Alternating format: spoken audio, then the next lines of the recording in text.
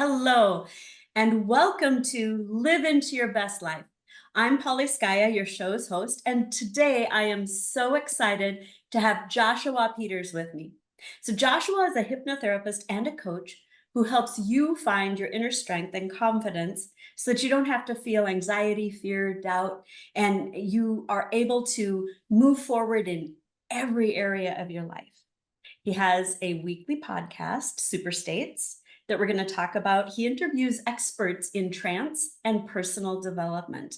And Joshua works with entrepreneurs, business owners, professionals around the world, even though he's located in Minneapolis. And so, just as we are a very global community here, I just want you to know that even though Joshua is located not very far from where I live, you can feel free to reach out and connect with him so that you can start your journey on personal empowerment and transformation, because he can be right at your desktop as well.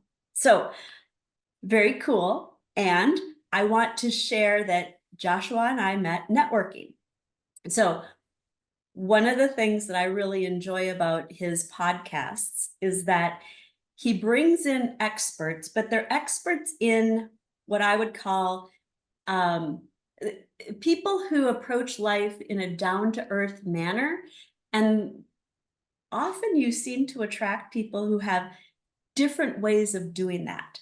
So, a Mm, variety of very interesting and topics that people sometimes shy away from, right? mhm. Like, um, traumas and psychedelics and a lot of really fascinating topics that in some circles are becoming more mainstream. And with the legalization of a variety of things nowadays, I feel like more and more conversations are going to be happening. So you're a little bit, in my opinion, a pioneer. I Mm, also think it's fun that one of our first conversations, we acknowledged that we both are master practitioners in HNLP, humanistic neurolinguistic program or psychology, excuse me. And most people are familiar with NLP, neurolinguistic programming, but I found it fascinating that you were an HNLPer as well. So very cool. So I'll stop talking about you and let you start talking about you. Tell me, how did you get into all of this, I don't know, walk of life? yeah. Well, first of all, thank you for having me on the show, Polly. Really appreciate the opportunity. And yes, there are very few of us that study HNLP. Like so many people are NLP practitioners, but HNLP, it's very similar, but it's got a little bit different of a slant to it that makes it a little bit more holistic, in my opinion. Yeah. And Yeah. when I learned it, it shifted how I work with clients, probably 180 degrees. And so, yeah, I was great to find that connection with you. Um, your question was, how did I get into this? So Yeah. it's a little bit of a story, which I guess that's what we're here to do is tell stories. So when I was in my 20s and into my early 30s, I made a lot of choices in life by not making choices. And as I did that, I kind of just fell into a certain life. By the time I was 33, I think it was, I had 5 kids. I was living in this small town where I grew up, but I never wanted to live at. I ended up being there for 20 years, but choices. Um, Or not. and right. And in a marriage that was clearly not a good fit, but it was 14 years. Hmm. um, and in a job, and we had kind of briefly talked about this earlier, but in a job that I thought was going to be my dream job, and it turned out not, it turned out to be basically eating away my soul. And I got to this point where it was very clear my wife had decided to move on, and I was pretty devastated and talked to my sister, and she said, "Oh, go take this this class, and it was a weekend called the Landmark Forum. Are you familiar with Landmark I Forum? Are you a am. Yes, Landmark I'm graduate? not. But everybody that works with me says, "Oh, and I'm like, I haven't, but yeah. Yeah. So, So Landmark Forum, if you don't know what it is, it's a pretty intensive weekend that uses a lot of NLP type of language and different types of mindset reframing, I guess, in a lot of ways to break you out of your patterns. And I didn't really know what it was, except that my sister was really into it and it had really made an impact, and I trusted her, so I did it, and it did make an impact. The thing that came out of Landmark for me that made the biggest shift was something that they said probably the third day, which is kind of the ending day, and they said there is no meaning to life except the meaning that we give to things. And we get to choose what that meaning is. mm, And I had heard this before, like this wasn't new information to me, but in that state, it hit, it clicked, it resonated. And I went back home and I started to make choices. And so I filed for divorce. I quit smoking. I found a job that was closer to my, because that my previous job was about an hour away. I found a mm, job that was closer to my home. In fact, it was like 5 minutes from my home. And it was in an industry that I could feel like I'm making a difference in the world. I was in the organic food industry for about 14 years okay. before I started doing this. And but I started making all these different choices to shift how I showed up in the world. Along that trajectory, I started to get involved with the local community. Right? I didn't want to be there, but and so I was apart and separate, but I started to get involved with my kids' school and I started volunteering and I was helping them raise money for their theater department. I'm a theater bit of a theater nerd and my kids were all in theater, so I wanted to support that and we started doing these murder mystery shows as a way to raise money, and we ended up doing a Wild West, like a medicine show. Mm, And in the medicine show, I learned how to do some fire eating as part of an act. And when I did it and the audience reacted, I got I got hooked by this, doing these kinds of feats of amazement mm, and the reaction that you got. And so looked out for, I found a sideshow artist because that's a sideshow act. I found a sideshow artist and I mentored with him and learned all the different sideshow acts. So mm. eating fire, laying on a bed of nails, escaping from a straitjacket, all that stuff, and built a show around that. So I did Cool. that. I toured that around the Midwest for about 10 years. But as I look back, what I was really doing, so these sideshow acts, all those things I described, they're very simple to do. Like it's not, there's science behind all of them. Mhm, There's a way to do this thing safely. It's not a trick. Like it's not like a magic trick where it's an illusion. mhm. When you're eating fire, you're literally putting a flaming torch in your mouth, but you know the way to do it safely. If you're walking on broken glass, you know the way to do it safely. If you're laying on a bed of nails, there's so many nails on the bed of nails that no one nail is going to take all your weight. It's just physics is how it works. But all of these things require that you move past your own fear in your mind. Yep. Mindset. And Yep.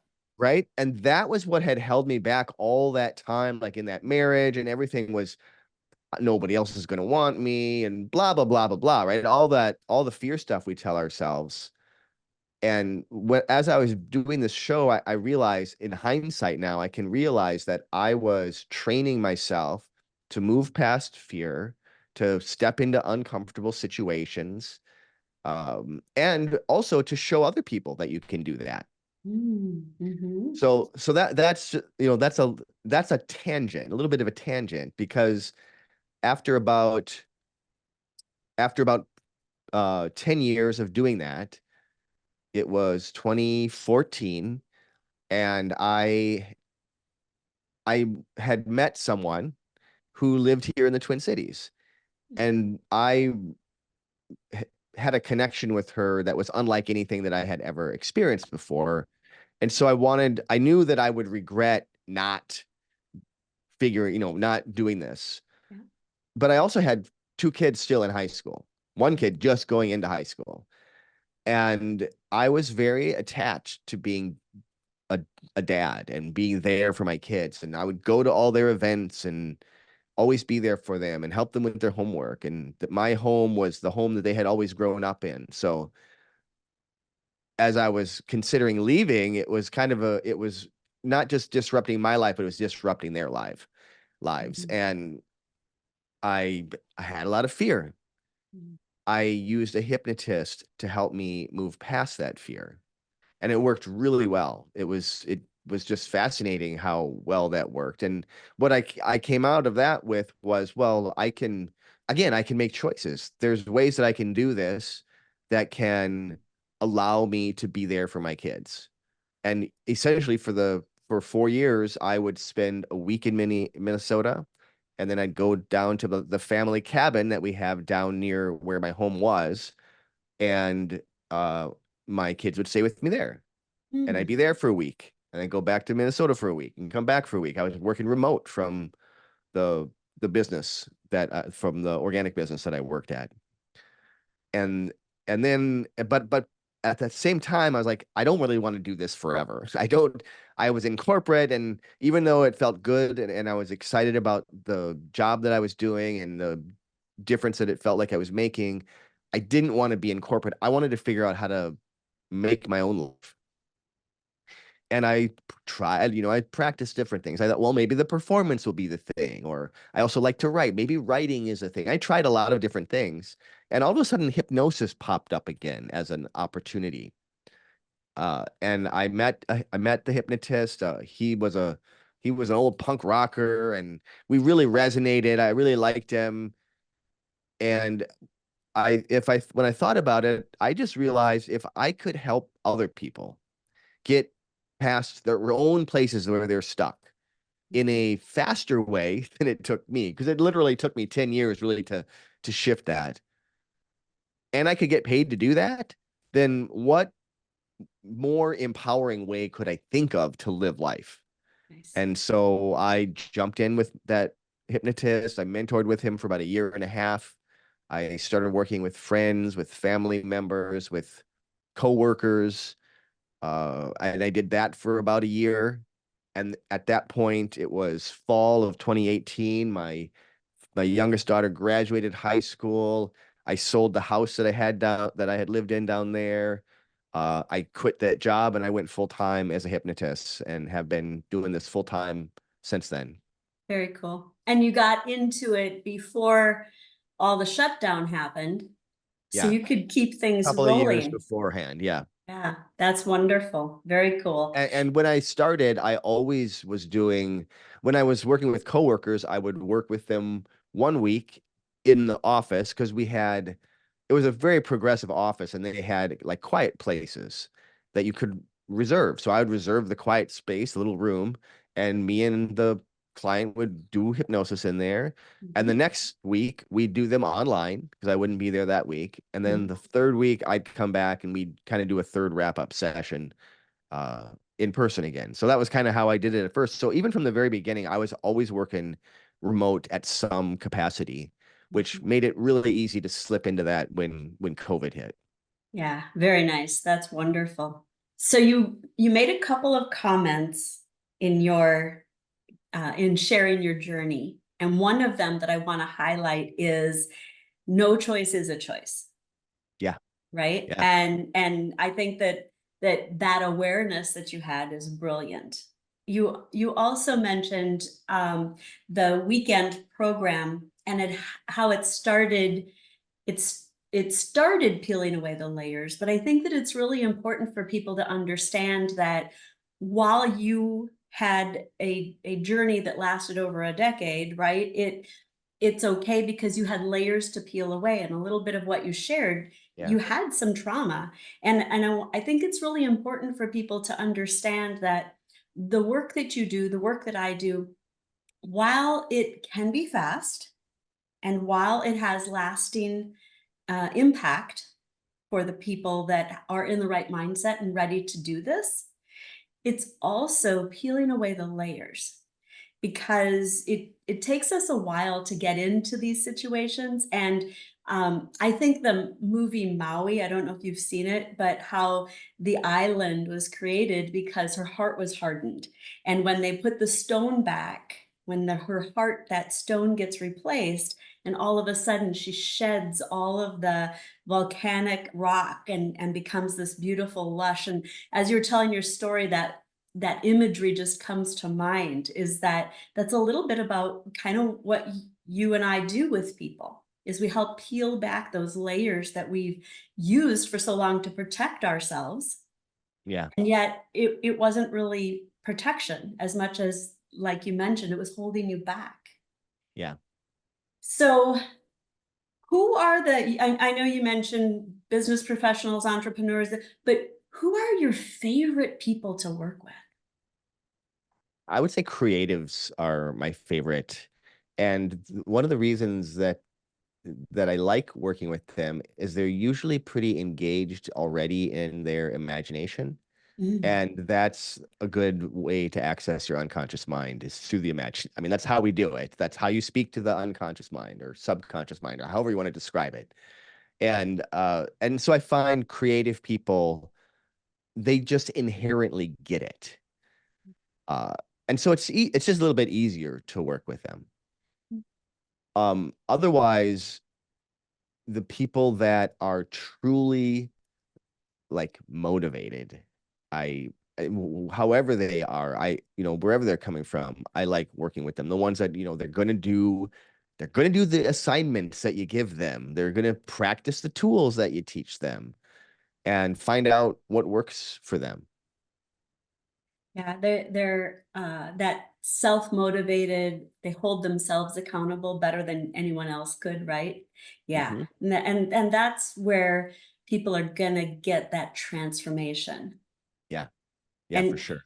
and so as you shared your story, while you had certain things that were keeping you in a place, you also, it sounded like, had that motivation to move forward, and you created a plan to get there. When did you know that it's okay to let this go so I can move to where I want to be? How did that happen for you? And when you say that, which is the thing that you're asking about? What, like, okay. So as you say that, like it actually pops a lot of things in my mind because I let a lot of different things go. Like, first thing that comes into my mind is that marriage that uh I tried really, really hard to make it work, Yeah. and it failed multiple times, and I would kept mm, forcing like forcing the pieces back together, even though they didn't fit. So let's Um, pause right there. yeah. You were married for 14 years. And I think that, so I believe that people find each other and there's a good fit, and there's a good fit for the time. And Hmm. I also believe that if people grow apart, or if things change and you've worked at it and you've tried, and one or both parties are, engaging, but it's not working, I think that it's more soul crushing to try to continue being in a situation that's not functioning than to find a way to move on. And I share that because 14 years is a long time, right? And Yeah. and Yeah. I was in a relationship. I was married for 17 years. Hmm. And you have to look at over time, because it wasn't just an overnight thing. But when you get to that point where, okay, I've done everything I can, sometimes the best thing is to set each other free. So first of Yeah. all, proud of you for taking that step. And because that, a lot of people don't understand, and for various reasons people do the things they do. Hmm. Sometimes, like you had mentioned in your story also, sometimes we get into this situation where we just keep doing the thing because it's what we've done, right? Yeah, yeah, So now what absolutely. was next? The next thing that I let go of, well, it was the job that I so up until that point, I had done creative work and Mm. had basically taught myself through on the job training how to use the Adobe software. This is way back in the early 90s. So like Adobe Photoshop 1 is the thing that I learned way back in the beginning. But I taught myself and learned how to use that. I learned how to use the different Illustrator softwares. And that allowed me to get a job as a creative director for an embroidery company. Mm. And it was a really fascinating job that I really loved the creative work and being, running the creative department, which is the thing that I always wanted to do. But the company was a family owned Mm. company and it was a sportswear company.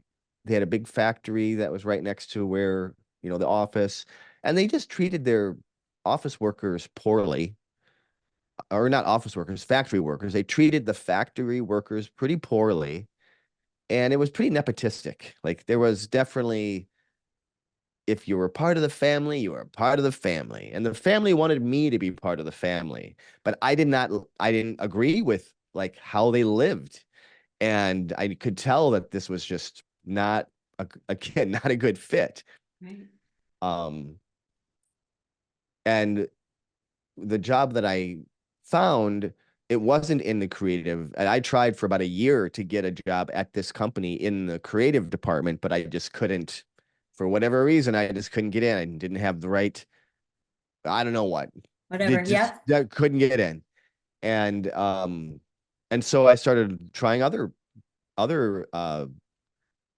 departments in the company, and finally someone gave me a chance, and I got in a totally side, wasn't completely different, but it was in packaging and regulations, Mm. which requires some graphic design knowledge, not really skill, but knowledge. So anyway, so that was where I went to, but it required letting go of all that creative work, which I had been living building for my whole life. Like this is what I'm going to do. And so I had to let all that go so I could have this job that was more important. Um, and then eventually it was letting go of the home. And I remember as I was cleaning out the family home before I moved, I had a dumpster, and I was, it had been almost 20 years in that house. So there you accumulate a lot of crap, and 5 kids, and the marriage, like there was all kinds of artifacts in Yep. the house, and most of it was just junk. But there was a pile of rocks that we had in our backyard, and we were always going to do something with these pile of rocks and never did anything with them. So I was like, well, I got the dumpster. I guess I'll get rid of these pile of rocks. And I picked up one of the rocks and I carried it over the dumpster, and like, that's kind of heavy. And it reminded me of all the heavy things that I had carried over my life. And so I started imagining each rock as a person in my life and all the heavy things that had been carried, and I was apologizing to the person, like they were my kids and my ex-wife, and then they were different situations, and I would kind of hold the rock, walk around the dumpster until I felt like I was done with whatever it was I was doing, and then I'd throw it in the dumpster. I don't know why I did that, but it was what I needed to do at the time.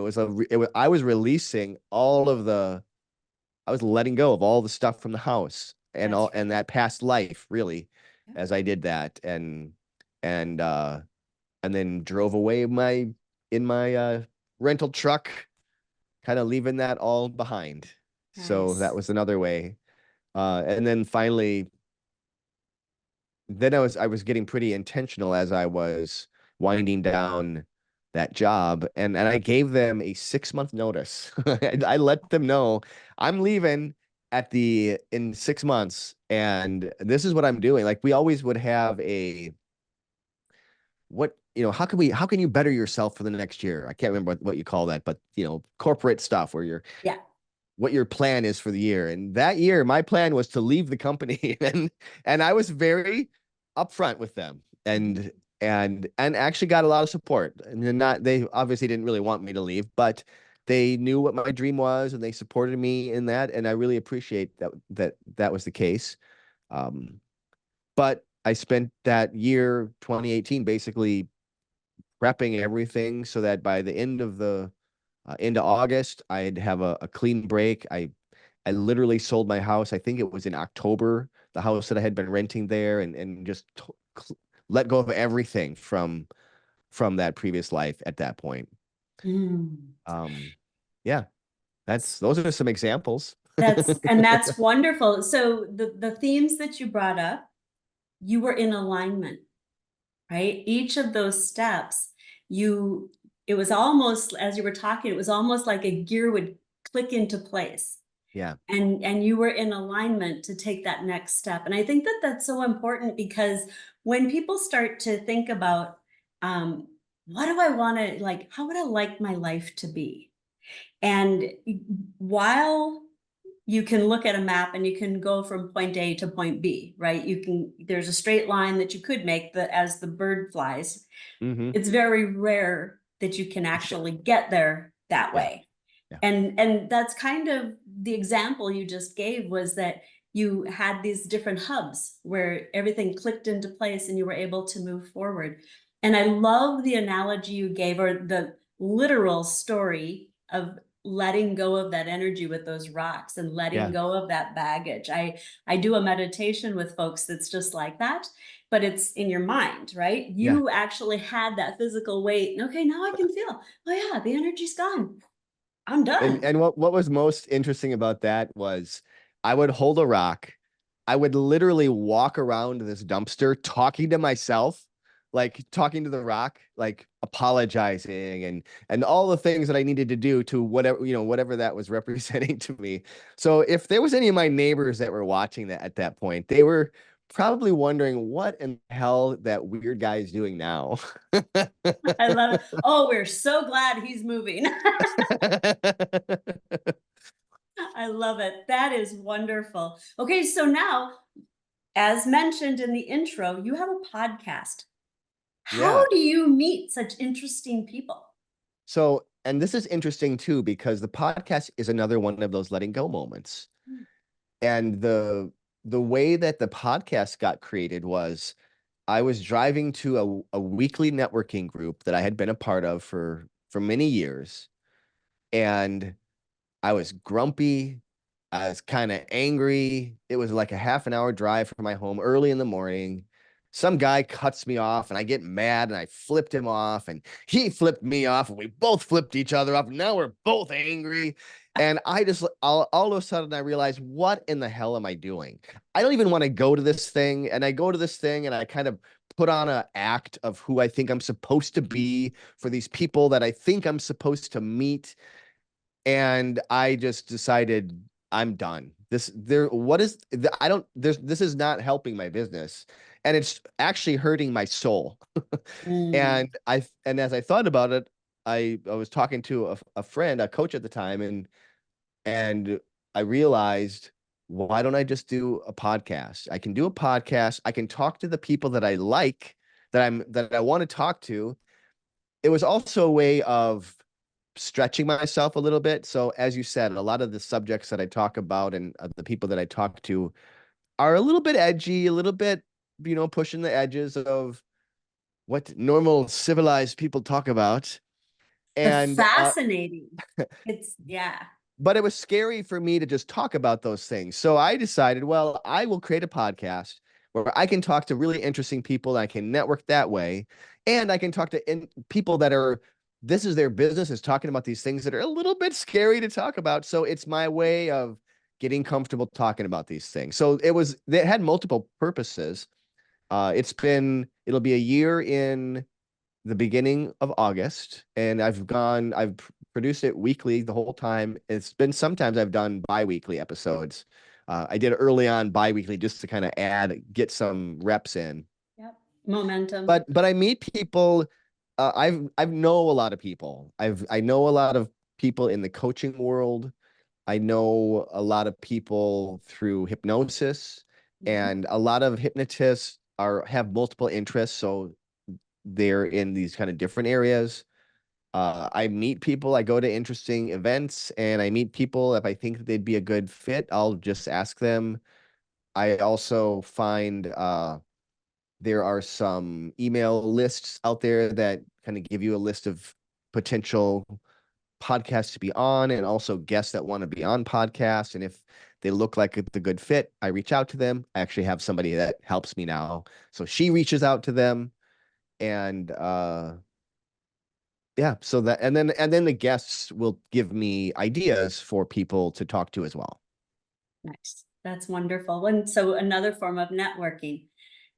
Yeah, August seems to be your month because you started your podcast in August. You were done with your one job in August. So that's August true. Yeah. and and it's an 8 month, right? So it's all about power. We have a mutual friend that does a lot in numerology. And while I'm not a numerologist, I know because my life number or whatever is an 8. And so it's all about balance and power, and that's what August is. And so Hmm. I find that that's really pretty cool that you step into your power. And so I'm going to just ask this, any August transformation coming for you this year?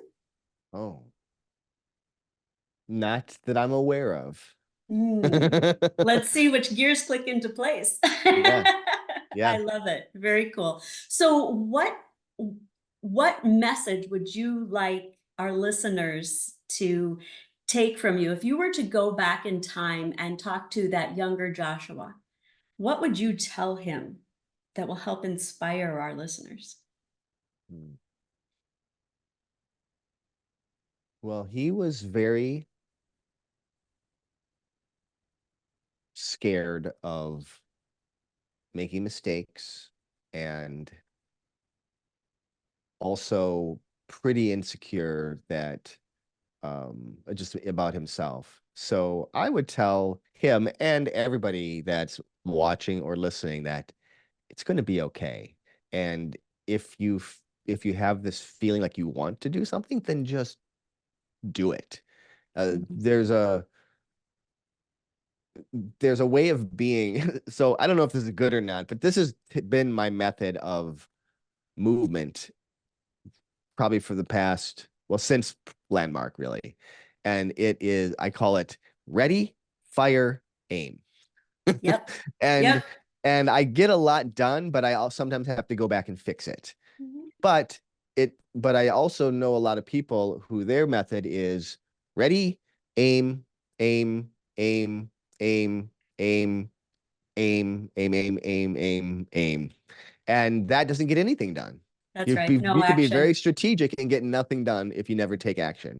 That's right. So take some action. And if it's a little action, take a little tiny action. It doesn't have to be a huge action. It can be a little tiny thing. It can be, working with starting to work with your kid's school to raise them some money, or quitting smoking, or like any of these little things, taking a walking to your work a different way, or anything, like anything.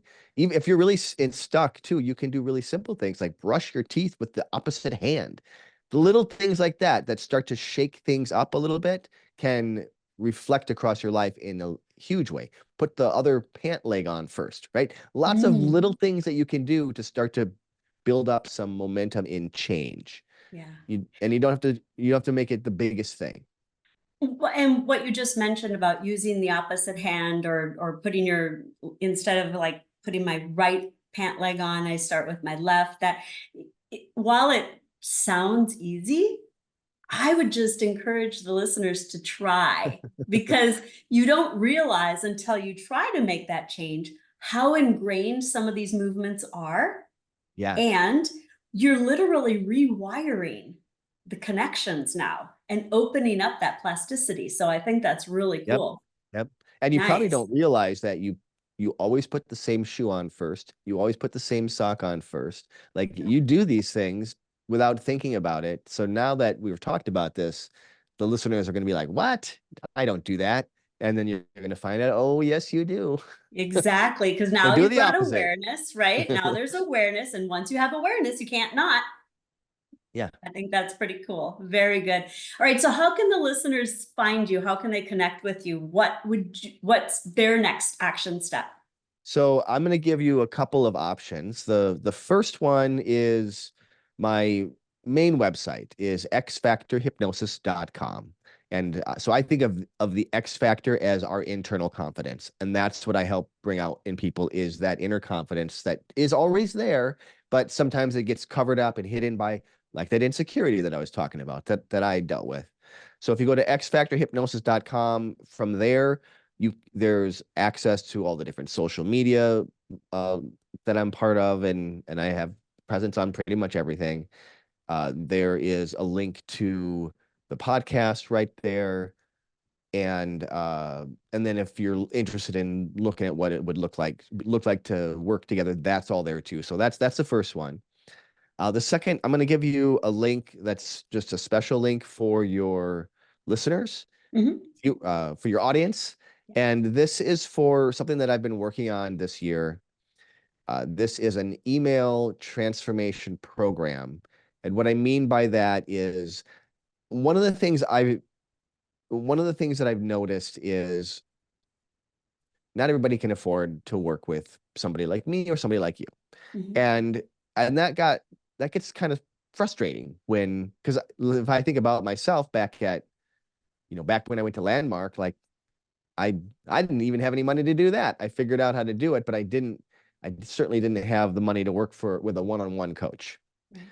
And so I wanted to find a way to give someone a transformational experience without a big investment Mhm.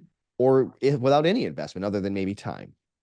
So I built this program out, and it over over a series of 7 emails, which is usually 7 days, although you can fast track it if you want to.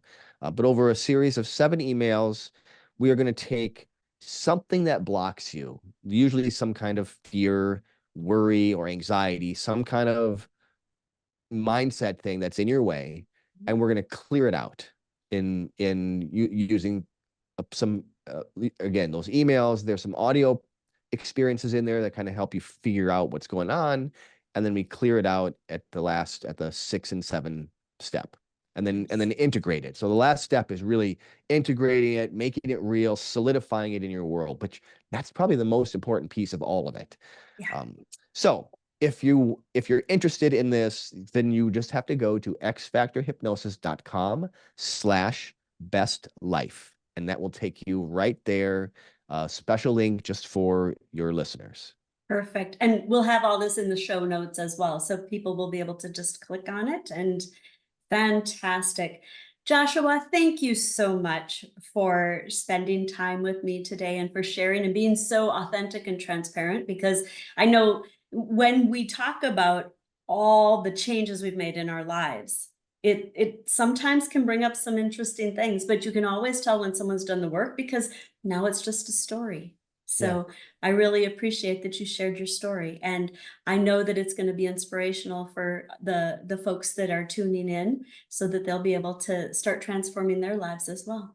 Yeah, Very thank cool. you, Polly. What's so interesting is the story. Like what what has become very clear to me over the years is that we use stories both culturally and individually to hold our lives together. Yeah, And the stories aren't even real. Most of them aren't even real. None of it's really real except for what we're telling ourselves. And then it kind of gives us context. So you can yeah, always tell yourself a different story. You can always reframe the way you look at the story that's and right.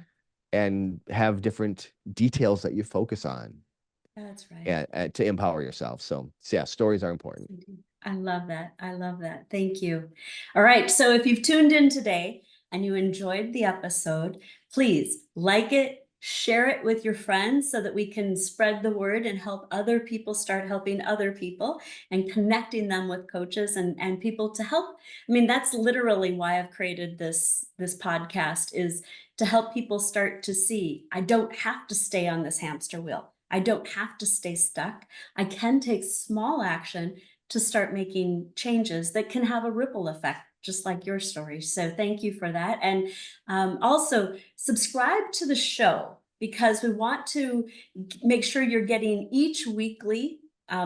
Sometimes it's just me sharing nuggets of information. Other times I get to interview people and you can learn from them as well. So again, like, share, and subscribe. And until next week, I want you to enjoy that step by step living into your best life and see what kind of adventures pop up. Take care.